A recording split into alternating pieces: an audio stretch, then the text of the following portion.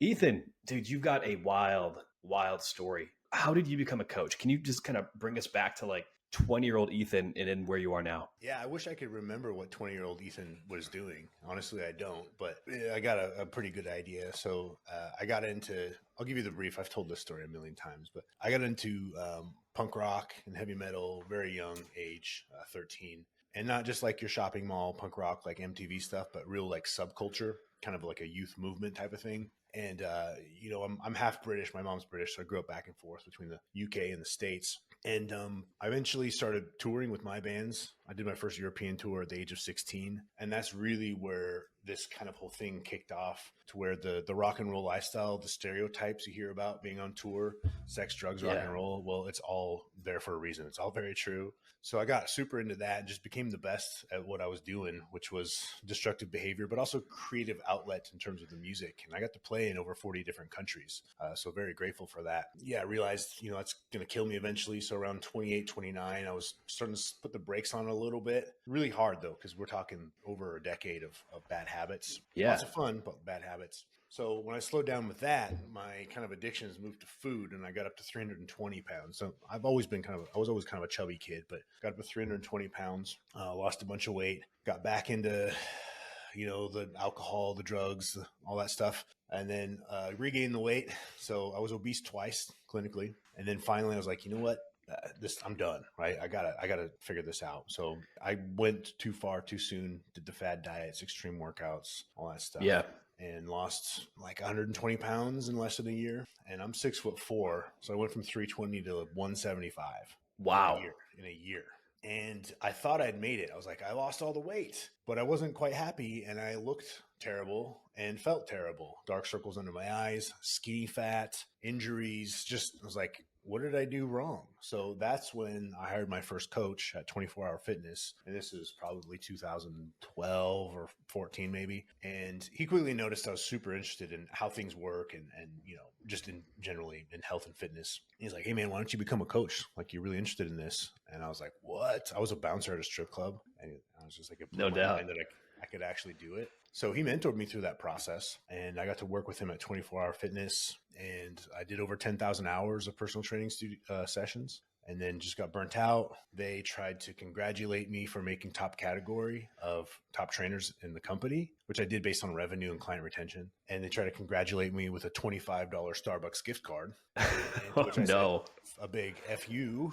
And I gave it back to them, and they're like, well, we'll give you a t-shirt. Like trying to figure out why I was unhappy about that. So I had 19 clients at the time doing 8 or 9 one-on-one sessions for an hour each, 6 days a week, completely burnt out. I'd reached my cap in income, hated my life, hated my workouts, no more growth inside the company unless I want to go to middle management. So the next day I quit, and I just texted my clients who I'd built tremendous rapport with, relationships with, as you do as a personal trainer, or as you should, I should say.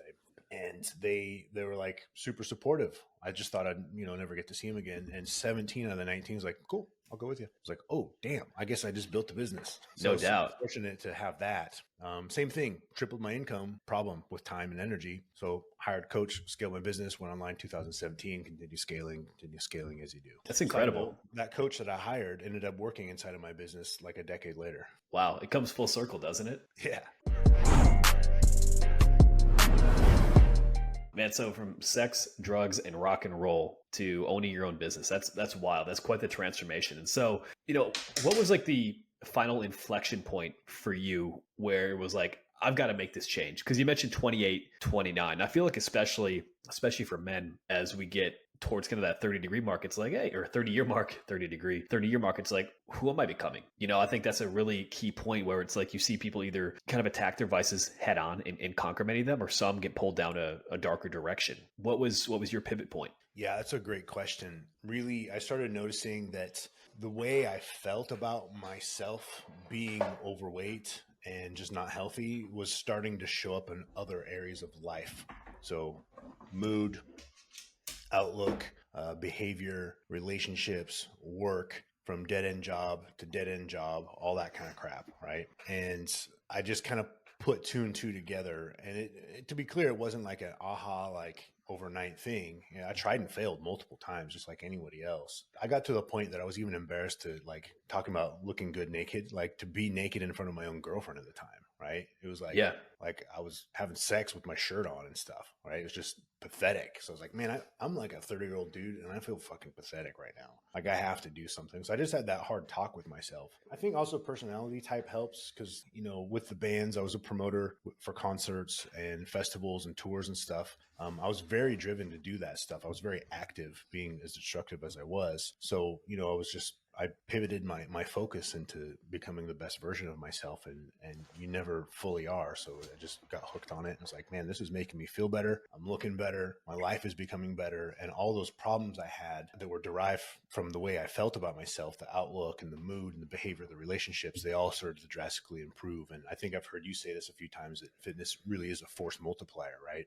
It just start to show up in other areas of life. So I just got hooked on that. No, that's incredible. It really is. And we get a lot of questions about alcohol. I'm sure you do as well. People are like, hey, what should I have for a drink? Can I have this drink? Should I be drinking at all? And do whatever is going to be best for you in your life. I realize that, like, you know, alcohol, all this stuff, like, it can be a part of your life. That's fine, right? Just kind of know where your limits are in terms of where it becomes something that, you know, can be a negative spiral. But like, I think what a lot of people don't realize beyond just alcohol is a toxin, you know, or the calories are in a margarita, your mindset does shift, right? Like all these things will definitely play a huge impact on your neurotransmitters in your brain related to dopamine, serotonin. So like, have a drink to relax. Well, guess what? Your ability to relax without a drink is now going to be compromised. Oh, you feel great because you get a big dopamine release. Well, like, you're going to consistently seek other things that are going to create a big dopamine release, which generally means different substances, higher amounts of substances, or whatever other risky behavior, right? And so like, there are a lot of things I think that people don't really realize, even if they're, again, just like casually drinking, having a couple, you know, cocktails after work, where it's like, yeah, this is changing your brain chemistry. And when your brain chemistry begins to shift in these different areas, your perception of self, your perception of what you can do, of what actually makes you happy can shift. And what's beautiful, what I see so often, and again, like, you're a perfect example of this, is like, if you can channel some of the, like, the passions and like the way that you attack things in general to something that's going to be more productive in your life, like health and fitness, I mean, it can be so transformative, right? And so to see you go from where you were at that point and to lose all the weight, swung a little bit too far, which we'll dig into momentarily, but then coming back around, I think it's incredibly refreshing to see somebody who kind of pulled themselves up and found mentorship, found these different things that made an incredible transformation. And so you mentioned you dropped from 320 or 300 down to 175 at 320 to 6'4". 175 at 6'4". Shit, man. You birthed the human, just got rid of it straight up. Yeah. That's incredible. So what did you do though, like during that weight loss? I mean, obviously losing the weight was a good thing, but how you did it probably wasn't the healthiest. And run me through that. And then, like, I'm sure you see a lot of these same things directly with people that you're working with now. Yeah, absolutely. So before that, it was the trial and error. And it was really just, and I'm sure you see this with clients, right? When they're just getting started, there's this kind of like vague idea that I want to lose weight and get healthy, but it's not really at the forefront of their priorities, right? It's like, I like that idea. And then it's just, here's the next thought, and then on with my day. Yeah. So that was me, right? I was kind of like, man, like, yeah, I should probably lose some weight. And then it was like salads and going jogging once a day or something, right? And it's like, yeah, this Yeah. sucks. I don't want to do this anymore. Losing weight's too hard. Okay, never mind, right? And you regain the weight you lost. No doubt. I mean, salads and jogging. I mean, I wouldn't want to do that either, you know? No, terrible, terrible. So that's why I didn't succeed. And then finally, I just got so frustrated, and I was, kind of transforming out of this destructive lifestyle. And I was just like, all right, all or nothing. I'm all in on this. I gotta go. Right. Man, I was looking back when I moved house about 4 years ago, I found an old food log from maybe 13 years ago now. And I was looking at it, and it was like fasting, keto, like super, like 1,200 calorie diet. So I did all the fad diets before they were cool, just to be clear. And You're the OG. You're OG. I like it. Yeah, yeah. And I was trying all this stuff that doesn't matter, like carb backloading and carb cycling, and then fasting and keto and all the stuff. And hey, some people do well with those, and that's awesome. And clearly I did. I lost a lot of weight, but it wasn't just fat. I atrophied. I was super skinny. And my workouts were, I remember running about 2 miles to the gym and doing some massive, crazy circuit for like an hour, and then running 2 miles home and be like, yeah, if I'm not like a sweaty, nauseous mess on the floor, that workout sucked, right? I completely missed the importance of hypertrophy training and strength training. But to be fair, I think some people need to go through that a little bit to get that buy-in, like, hey, I've done this, right? But you need to also recognize when too far is too far, and reason must prevail at a certain point. Yeah. There was really just kind of that moment where I was like, just became a smaller version of my previous fat self. Was smaller, but I still looked the same. The body Yeah. composition was poor, not to mention dark circles under my eyes and just like insomnia and like high cortisol all the time. I just ran myself into the ground. Yeah. And I find that's what happens a lot when people use what I call kind of a reductionist approach to fat loss, where everything is purely about how many calories can I burn with this workout, hence run to the gym, interval train your face off, feeling like a sweaty heap on the ground, and then run back.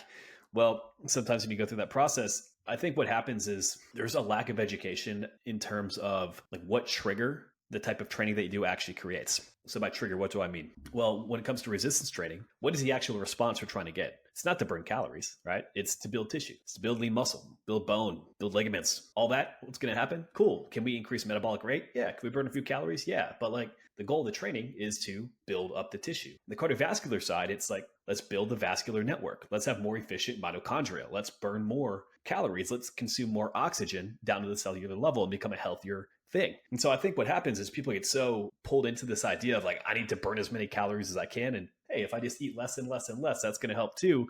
Where, for lack of a better term, it really fucks them up, right? And it sounds like that's pretty much the approach that you ended up having, which while you lost a significant amount of weight, you didn't have the body composition that you really wanted. So what led to that shift? Like, let's call this, Ethan 2.0, 3.0 here. Yeah. So I kind of started seeing it, the reason prevailing, right? Where that shift should be like maybe the caloric deficit and maybe output just a little bit higher and not such a massive gap. But instead of just kind of being here and then coming back to equilibrium as we should, just kind of this balance here, I was just way up here. And it was honestly just kind of out of frustration. I thought I knew all the stuff. Like, I'm eating less and I'm moving more. Like, why isn't this working anymore? That's just when I hired the first coach, and he really explained the benefits of gaining lean tissue and training differently and eating enough to support your goals and your hormones, your metabolism, just your well-being and health. And that's when I really got hooked. I started kind of more powerlifting than bodybuilding type stuff. And then my accessory work during in like hypertrophy blocks from powerlifting, that's when I was like, whoa, like, damn. It's It's pretty cool, nice, man. right? Like I'm some cap delts right here. I'm feeling good. Yeah, I'm like not even in a deficit anymore. I'm like eating more, which by the way was a fear. I created such a poor relationship with the process and food. I was scared to eat an extra few hundred calories because I thought that I would go back to that previous obese version of myself, right? It was a fear. So I had to overcome that. And just by the way, like there are so many fears you have to overcome when you're doing this stuff, right? There's relationships with food and what other people will think, fear of failure, fear of change. It's challenging for sure. But yeah, it was those hypertrophy blocks where I was like, okay, I get it now. I feel my body. I feel the muscles. I see them growing. I'm like, I kind of want to do more of this. So that's just when I started flipping the coin and turned and pivoted towards that kind of training for the most part. I did some strongman competitions, some powerlifting as well. But really, when I could see that I could feel really good and not be beat up from like strongman training and look better without being fatigued all the time from that strongman training, for example, that's where I was like, all right, I finally got it. So you found that medium right there.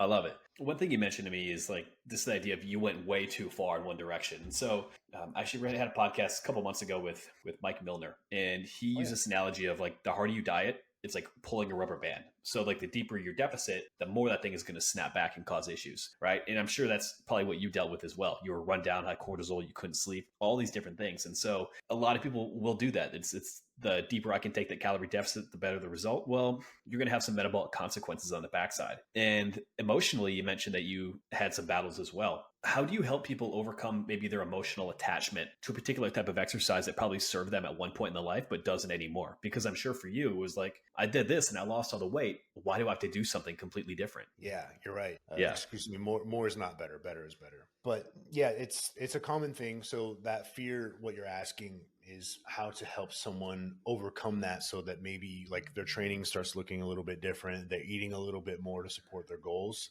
I think honestly, like as simplest as possible is a lot of times it's like, hey man, just having that real conversation and not being afraid to kind of call your clients out a little bit, right? In like a professional, like caring way, but like, hey man, I'm your coach, and if I didn't talk to you this way, I wouldn't be doing my job efficiently. But let's be honest, like what you're doing is kind of fucked you up. Nobody held a gun to your head and forced you to crash diet. Nobody held a gun to your head and forced you to train your ass off. Like if an elite level athlete looked at your training program, they would be like, why the hell is that person doing that? Right? Nobody forced you to do that. And I know that you signed up for coaching looking for maybe more to add on to your training and your diet. You want me to tell you to crash diet even further, and you want me to tell you to train even more. Reality is that we can't eat less and we can't train more, right? And that's why Yep. you're here. And I think you know that, but I actually want you to do less. How do you feel about that? And it's like they know it. Sometimes they won't admit it, but they'll come around, right? And some people, they'll come around and they'll really succeed,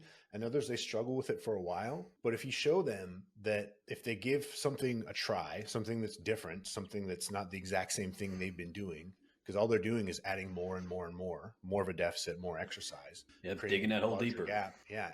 And also educate. I believe that education drives compliance when you're coaching people, right? Not just do this, just do that. Here's your macros, here's your training. It's connecting, right? Authentic connection. It leads to the impact we're trying to create on an individual basis, right? If you can connect Yeah. with them, understand their pain points and their struggles, and get into their head a little bit, like, hey, I know how you feel about this stuff, and I know where you're at mentally and emotionally from it, but here's where you have to change. Otherwise, you're going to stay the same and get worse. And that's just the reality of it, right? I think, as a grown person, I'm not going to ask you to eat less than the 1,200 calories you've been eating for the last year. I'm not going to ask you to start doing more cardio than you've been doing already. That is not serving you anymore. It got you somewhere, but it's not good for you anymore. Okay.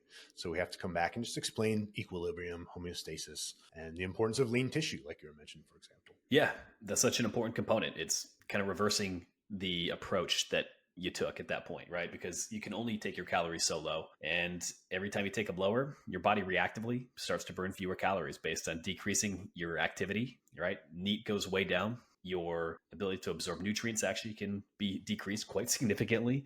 And we have things like adaptive thermogenesis, where even thyroid function and that stuff can start to run into issues. And so, one thing that I see, hormones are all the rage right now that people are talking about, which, they're important to know and have these levels. But I think what happens is people are like, oh, it's my hormones that change that are leading me to have a slower metabolism. And I think really what happens for a lot of people is, yeah, your hormones might change primarily due to things that you're doing with your health. Some will have an age aspect, and that changes your energy levels, and then your output becomes less. And then because your output becomes less, your insulin sensitivity goes down, you burn fewer calories, and your body just doesn't handle things as effectively as it did before. And then when you're more stressed out, you tend to eat, right? And so I think what happens is, like, right now, there's a combination of people becoming very aware of all these different systems that play a big role in changing body composition.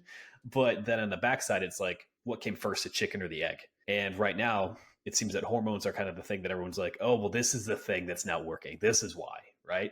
I'm sure you see that quite a bit within your clientele. People love to have, a bad guy, right? A boogeyman.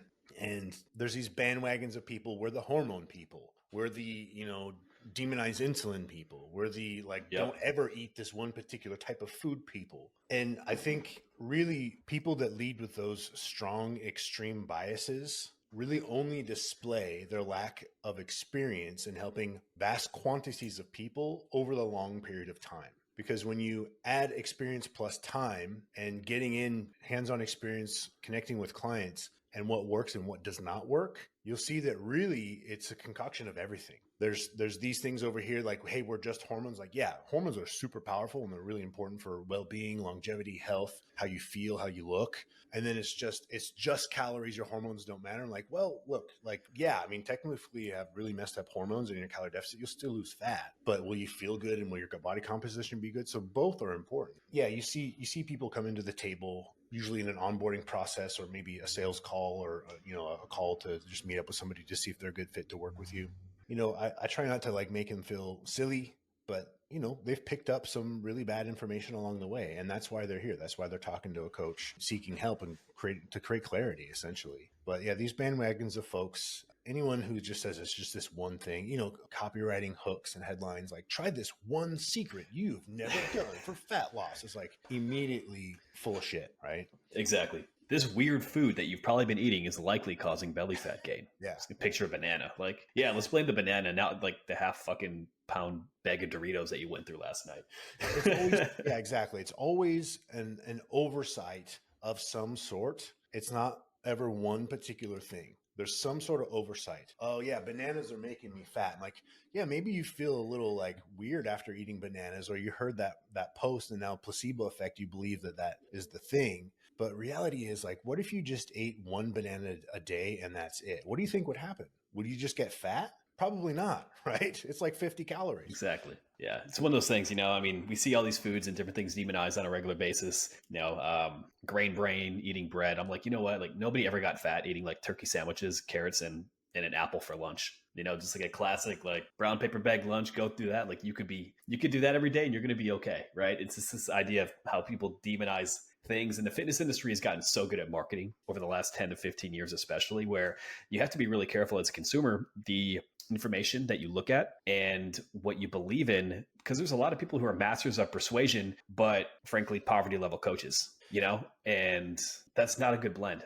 There are some very savvy salespeople inside of fitness. Very savvy salespeople, very persuading, just like you said. And so I do on the side, I do business coaching. Okay. And, my students are awesome. But when you're in that world, eventually you start to connect with other people who are in that kind of business side of things. And they're people who don't know anything about fitness, but they're marketing it relentlessly. Right. Yep. And like, what are you doing with your clients when you do actually get them to sign up? And it's like, they really don't know.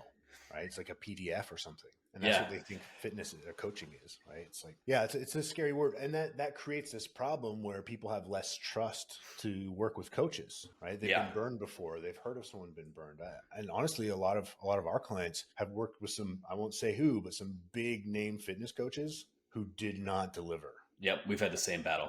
It's and I know you put in your 10,000 hours in the gym. I put mine in as well. And I think that's such an important component now. And I think what happened, not to get too far off track and talk about like the industry as a whole, but like 2020 happened and every gym shut down, and all of a sudden you've got an industry with pretty high turnover with coaches already, and they needed a way to make money and pay their bills. And so you had all these coaches with zero experience jumping into the online space already. Whereas I think previously it had been pretty well dominated by, for the most part, people who had pretty good experience in the gym and were solid at what they did. And all of a sudden we had this influx and a ton of people coming in and not delivering a good quality product, good quality service, being efficient marketers, but not able to deliver. And unfortunately, I think it ruined a lot of people's trust and belief in what things can work, because emotionally, when as human beings, if we try something and it doesn't work, automatically like this thing isn't for me. And it could be that the way that it was applied wasn't correct, right? Like we talk a lot about the importance of synergy,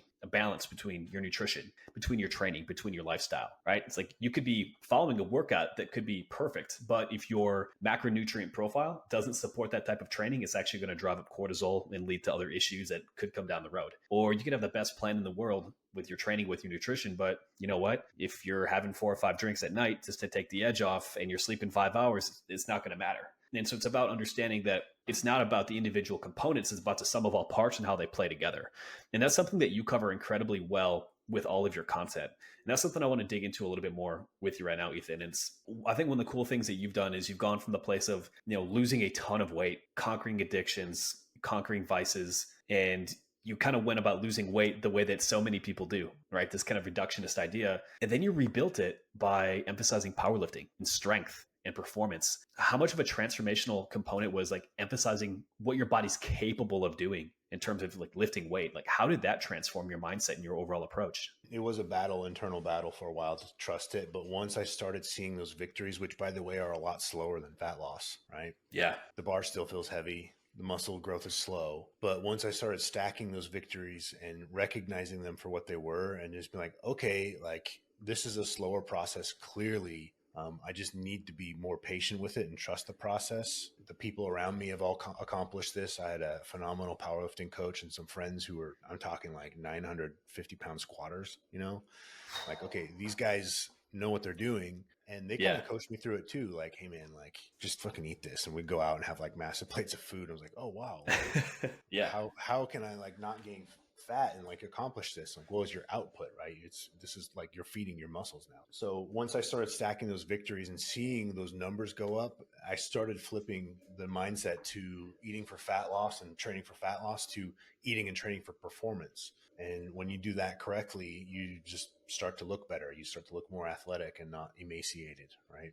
So I just really put my focus into numbers and strength, and then your hormones become a little bit more optimized, and you feel more confident, and your testosterone increases. Now, to be clear, you can go too far with that stuff too, right? Yeah. Overtraining creates training fatigue and also can lower your testosterone and produce like poor sleep results and all the good stuff, injuries especially. So you have to be careful with it. But if you do it right and you train intense enough and heavy enough, you're probably not going to want to go to the gym every day anyway. So yeah, it was really Yeah. just I changed my mindset to performance, and that did include eating and recovery. Because I noticed that when I stopped going to the gym every day, but maybe like 4 or 5 days, oh, I'm like stronger. So the thing that's supposed to make me strong actually made me weaker because I was doing too much of it. So when I started noticing that is when I realized the importance of recovery between lifts, and then really got into the science behind lifting and educated myself and had people help me educate me with it.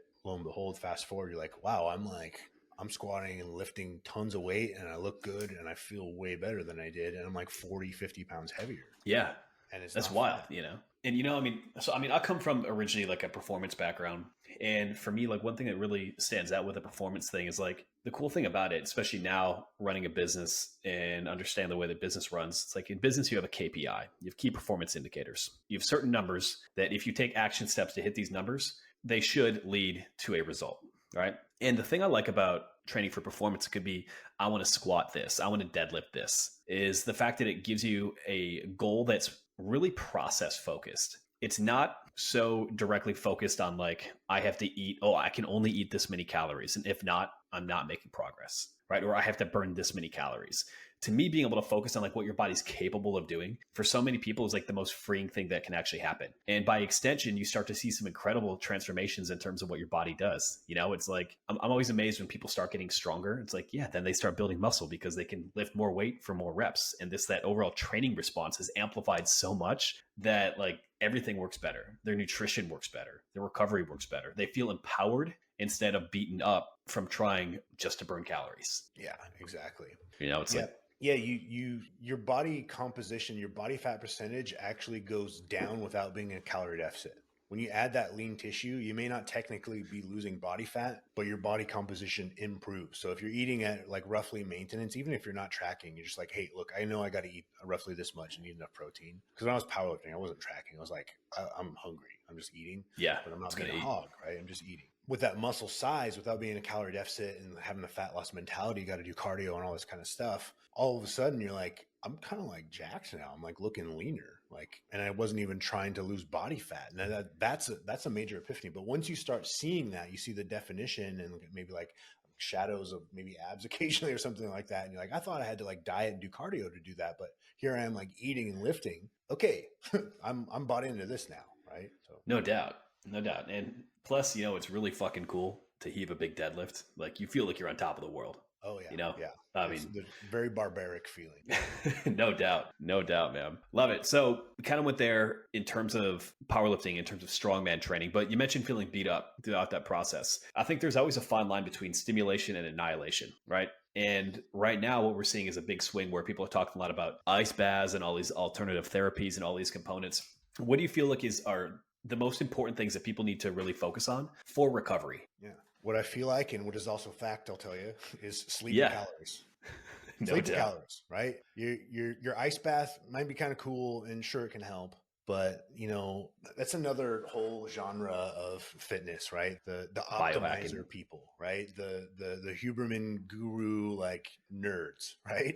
It's like, hey, it puts out great information, but they're missing kind of the main boulders, right? And they're working on all these little pebbles and like, what's the next thing? What's this tiny little thing I need to move Yeah, to no doubt. supplement the neurotransmitter improvement supplement? And do I need to stare at the sun for 12.3 minutes or is it 13? I don't know, right? In my ice bath, like when do I do it? It has to be exactly 11 minutes to increase my brown fat. And everyone is focusing on all this stuff, right? To optimize themselves. I'm like, look, if you just stick to like the 7 main boulders, you'll be fine, right? And what are those? That's calories, protein, lifting weights with progressive overload, movement, including not just being lazy outside of the gym, right? Yep. Sleep, stress management, and hydration. Okay.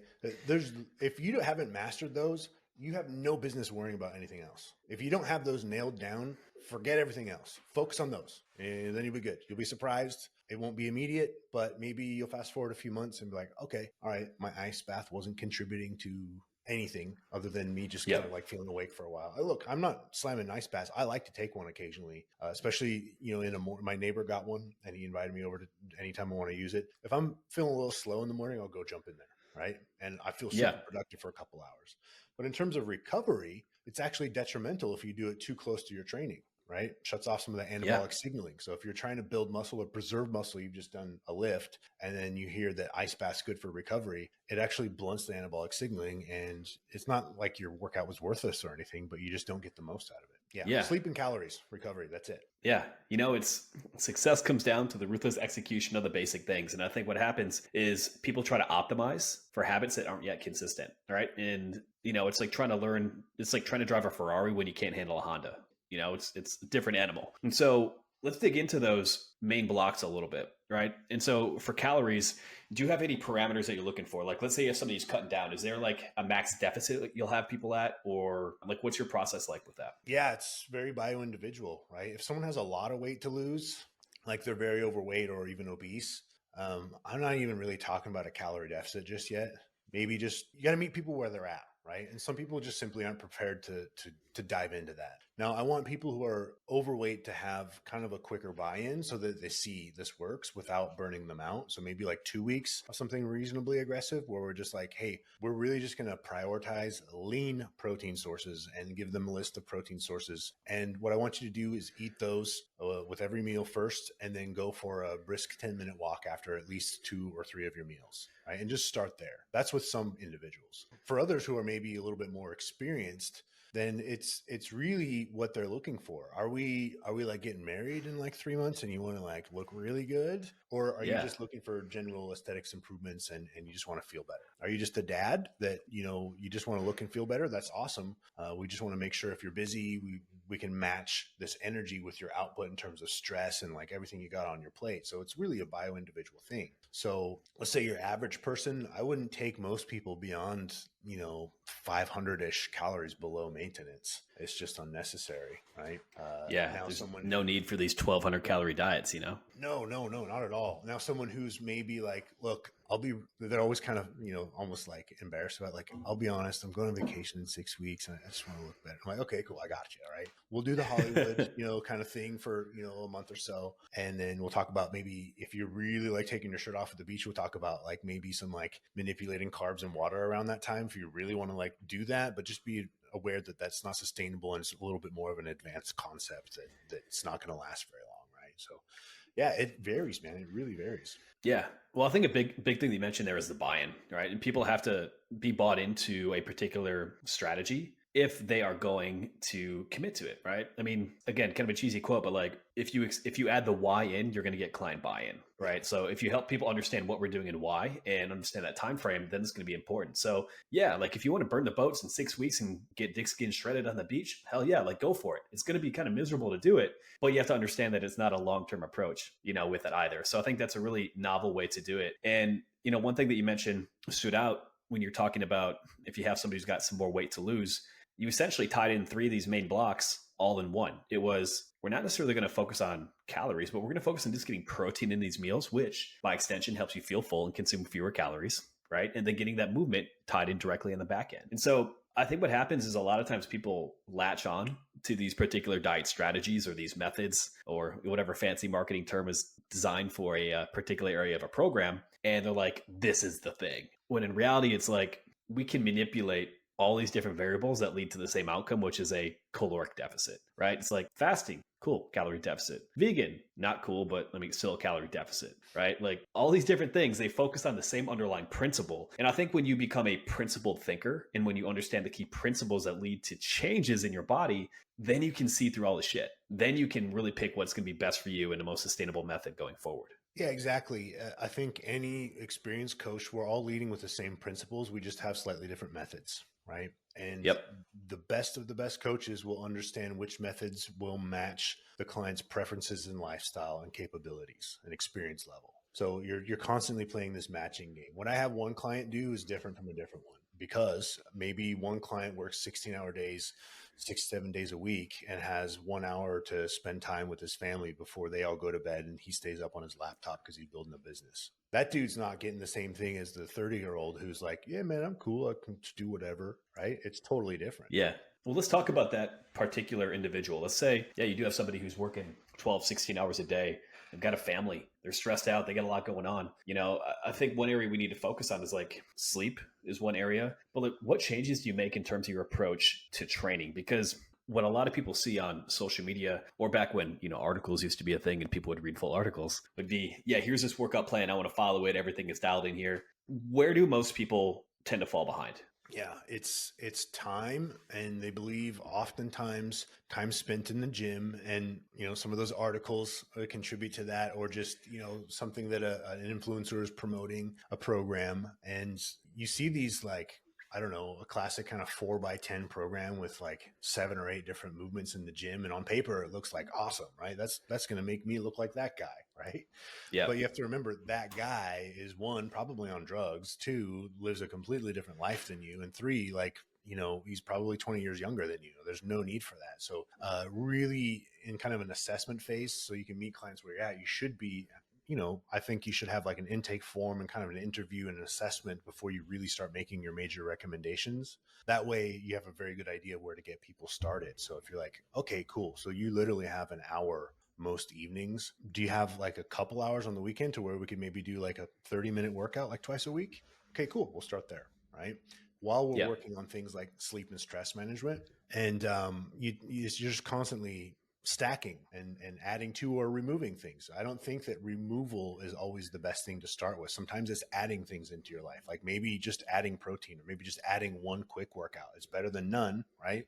A lot of folks have an all or nothing mentality when it comes to these things. And you're Yeah. like, hey, look, all these programs you see everyone else doing online, that's not for you, right? You live a completely different life. Okay. So let's, instead of adding all that, let's maybe just add a couple things that you can do. And then while we work on some other things in the back end, the kind of the shadow work, right? The non-fun stuff, lifestyle change, habit change, then we Yep. can take it from there, right? There's that. And then also, access to equipment, working around pain, all that kind of stuff. Because a lot of times you'll see guys who are busy and they go back to their old college football routine, because that's No when doubt. they were in shape, right? 5x5, man. Strong Yeah, lifts. Got to hit five that by shit. five, and those are the kind of guys where you ask them how it makes them feel not being where they like to be these days, and they'll go, "Well, I used to bench 315 back in college." Like, yeah, you're avoiding this conversation, right? We got to get into You're 43, Bill.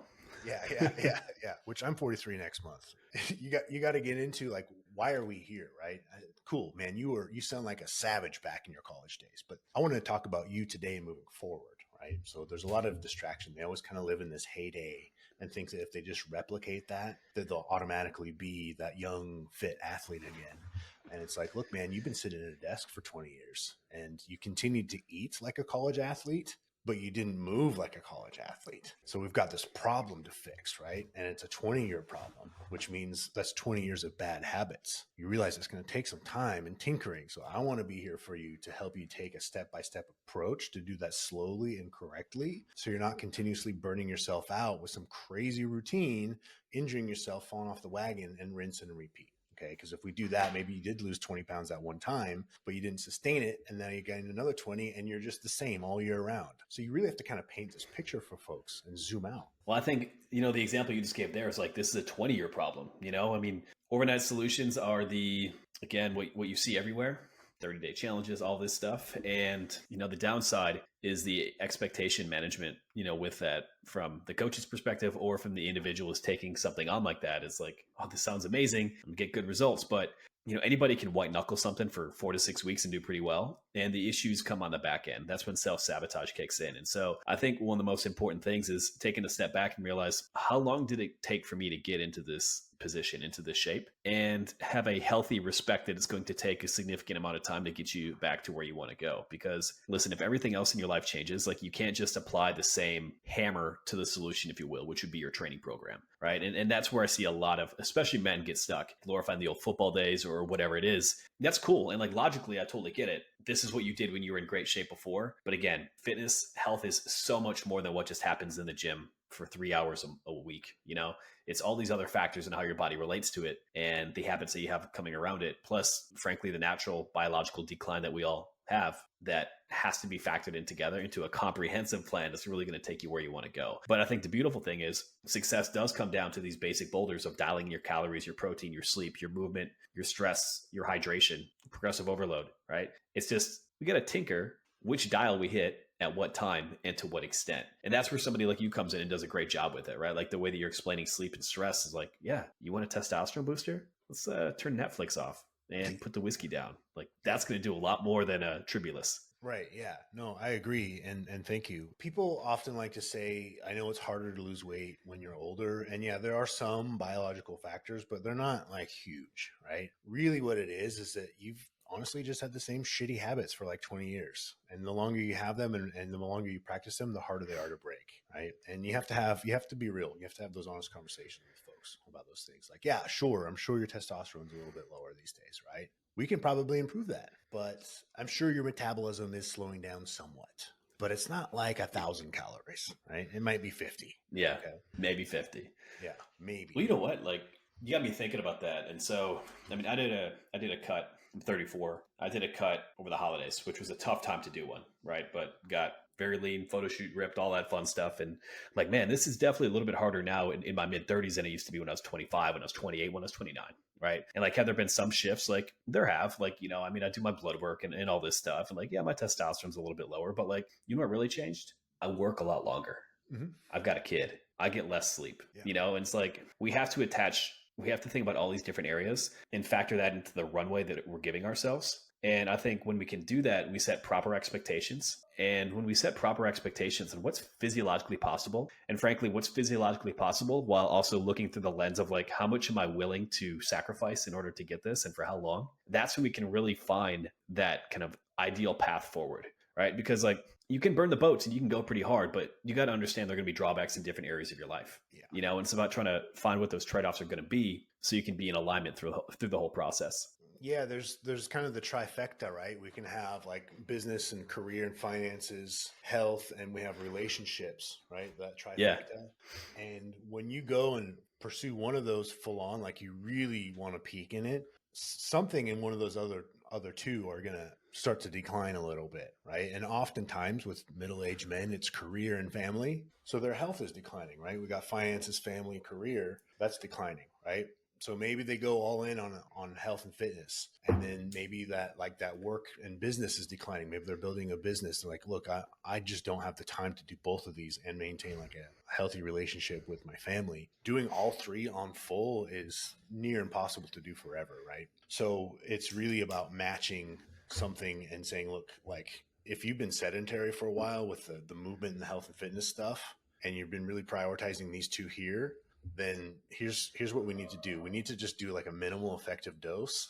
Yeah. It's more than what you're doing right now, but that's really just about it. And just be comfortable with the fact that it's going to be slower, because here's the honest truth. Your life is crazy right now, right? And it has been for a decade. You've been building a family, wealth, and that's great. But we have to find that middle ground that's going to be sustainable for you. And that's another conversation, a real honest conversation you have to have is, yeah, we could crash diet you and give you like this crazy program and you'll be pretty good looking in like 6 weeks, but how are you going to feel and how long is that going to last? Because if the results you get from something like that isn't sustainable, then ultimately it was ineffective, right? Yeah. I mean, that's such a great approach to be able to have. I mean, it's also great marketing advice for looking at health, wealth, relationships and the core markets right there. But, I'm looking over, I see the Kobe Bryant Mamba Mentality book on my bookcase over there. And so for like looking at Kobe Bryant as the example, everything that he did was basically for his body and for which is also his vocation, right? And like one big shift I know that he kind of made before he died was like put a lot more time directly into his family, right? And it's like ever since he was a kid, absolutely everything was geared towards being the best basketball player he could be. Didn't mean that these other factors like that, spending time with his family didn't happen. It was just like they were a very small piece, and that's what he was willing to make a sacrifice for. And that's kind of what we all need to do to an extent. Now, is that an extreme example? It is. But I mean, most of us aren't also elite NBA basketball players, top 10 player of all time, right?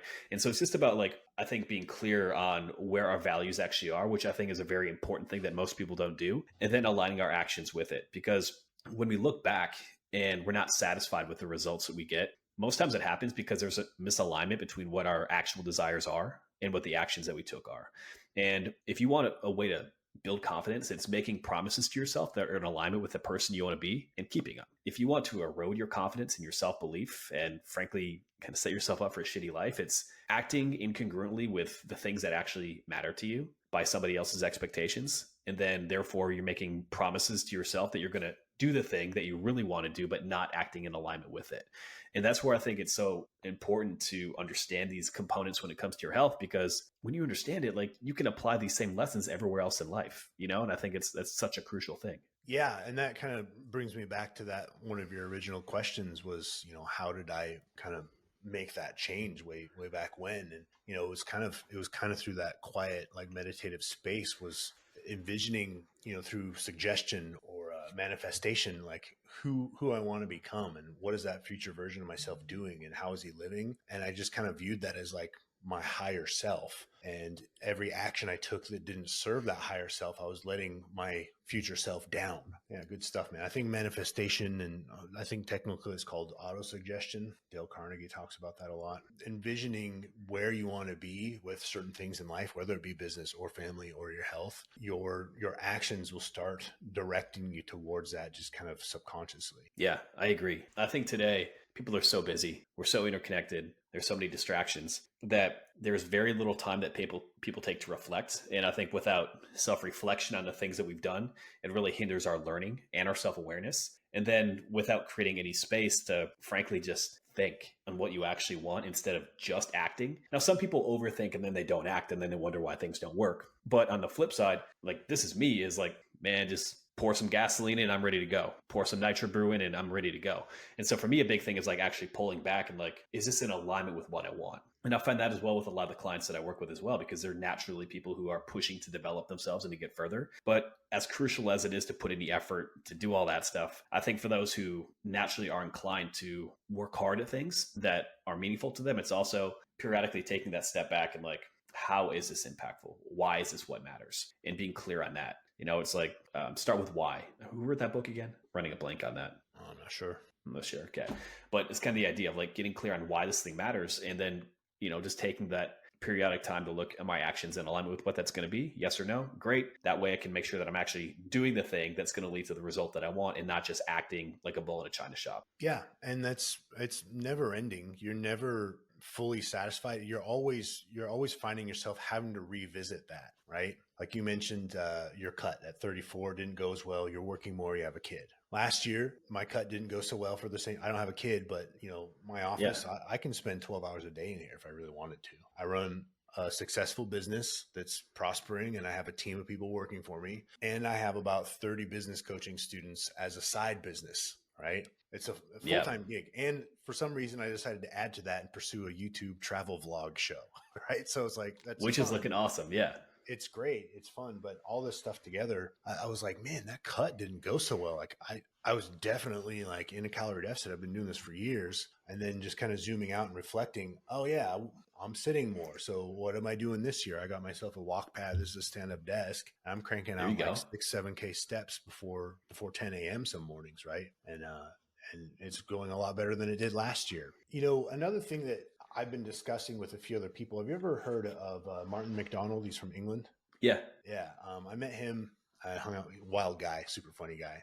Hung out with him for a weekend. And myself, being formerly obese, one of my assistant coaches who work for me, formerly obese, and a couple guys I know who are like competitive physique competitors who used to be formerly obese. You mentioned metabolic adaptation and just sometimes those cuts being a little bit more difficult. Martin McDonald really explained this in a really good way, that those who have been formerly obese and kind of went to the extremes, that for us to get lean from, I don't know, maybe 15% body fat now, maybe 16, I don't know, somewhere around there. For us to get down to that like 10-ish, maybe even 9 and maintain it, we have to go lower than average and maintain that physical output, right? So there's a point of being happy with where you're at too, right? And accepting your history and what you've kind of done to yourself, whether you willingly or not, right? So I think that a lot of folks who are maybe comparing themselves to others, and maybe they are comparing themselves to their previous self, like back in college, and they're beating themselves up over it. It's like, look,